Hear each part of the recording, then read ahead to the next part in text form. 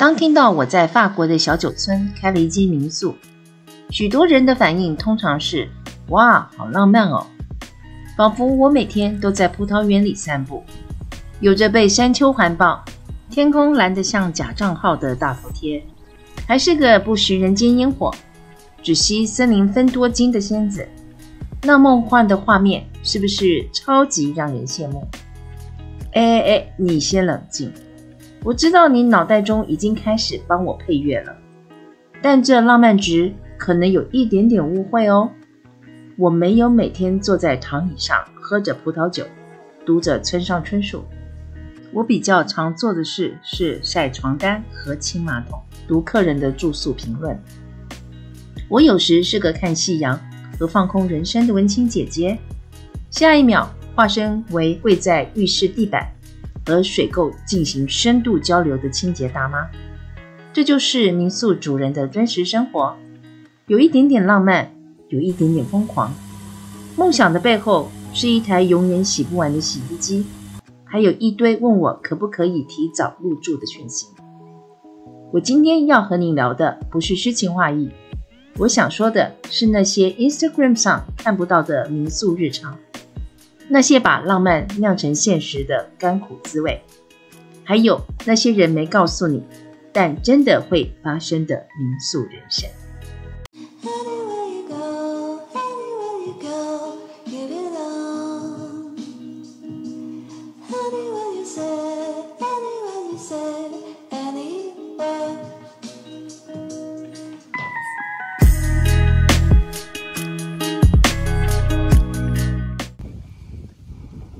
Bonjour， 我是马琳达，欢迎来到马琳达玩法。我住在法国雅尔萨斯，一个只有300位村民的小酒村，每天和葡萄园、森林还有季节的味道为邻。我经营一间名叫佳酿的葡萄园民宿，在这里，我用文字、光影和日常，慢慢酿出人生的滋味，也等待下一个自然送来的小惊喜。曾经的我是个旅游记者，走遍世界各地，写过一堆的旅游报道，从海岛到雪山，全都有我的足迹。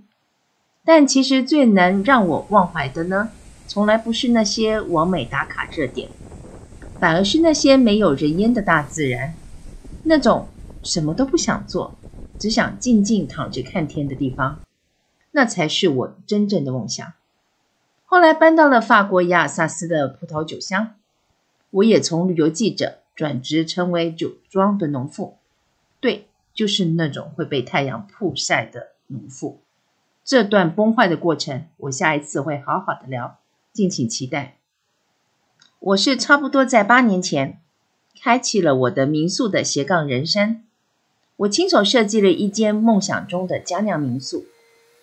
这是一栋从地基到门把都带着我的理想主义气息的房子。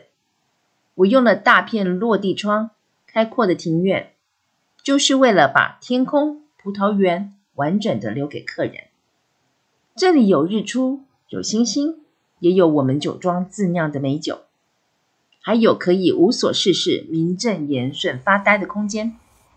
来到这里什么都不用做，心情就可以被疗愈。这就是我想分享的一种生活，一个可以静下来的地方，一种慢慢酿出来的日常诗意。这乍听起来是不是很岁月静好？然而理想和现实之间的差距有多大？我来说给你听听。我曾经坐在我们家的院子里，看着葡萄园的远景，觉得每一颗葡萄藤都像一句诗，每一朵飘过的白云都是一幅画。但自从经营了民宿后，我看到的却是满地的面包屑，沙发上的狗毛，还有玻璃门上的各种手印，都变成了一场场的人生试炼。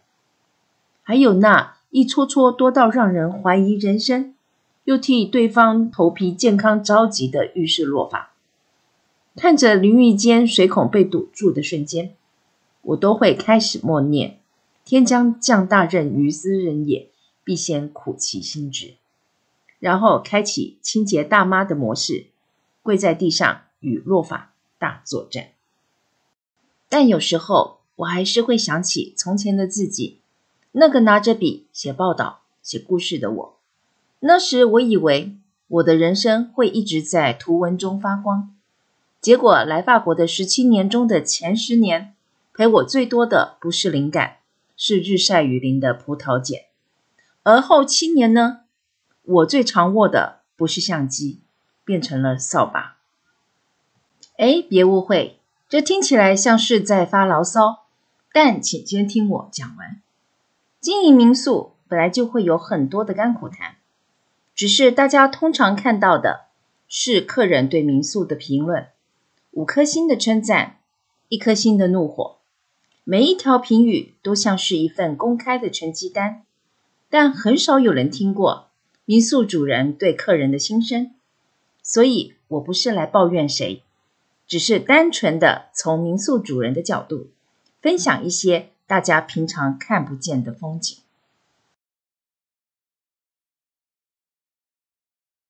就好比餐厅这件事吧，我现在住的小酒村人口只有300人，这里没有超市，没有餐厅，没有面包店，只有葡萄酒和大自然，还有偶尔会开货车来卖东西的小贩。不过离民宿约5分钟车程左右的餐厅还是有不少的。常常有客人劈头就问我，这附近有什么餐厅？我不能叫他自己去找谷歌大神，也不能回不然你去问 ChatGPT， 只得缩小我的盲猜范围，扮好我的餐厅询问员角色，微笑而不失礼貌地问，请问您偏好哪类餐点？是雅尔萨斯特色餐还是意大利菜？还是你有什么饮食限制，预算多少等等？然后就依照客人的需求帮他们推荐最适合的餐厅。这算是最简单的考题，但有时客人也会出其不意地给我们临时抽考，我们就只能学会见招拆招。有一次一位客人请我推荐餐厅，那简单啊，但他先说不吃鸭肝。我心里想，不吃就不吃，那不要点就好啦，这题我会。但他接着补充说，他不只是不吃鸭肝，连隔壁桌有人吃鸭肝，他都会感到心里不适，因为那画面太不人道，会让他无法进食。OK， 这题的难度瞬间提升。他只愿意去完全没有提供鸭肝料理的餐厅，这在以鸭肝为地方骄傲的雅尔萨斯，就像是要找一家不卖垮送的法国面包店一样困难。更何况我们住的这个小酒村的附近连咖啡馆都没有，去哪里找完全无鸭肝料理的餐厅呢？不过这也难不倒我，我左思右想，帮他找了一家泰国餐厅，心想总不会有什么泰式鸭肝酱这种创意料理吧。幸好客人用餐后很满意，回来后还特别跟我说谢谢呢。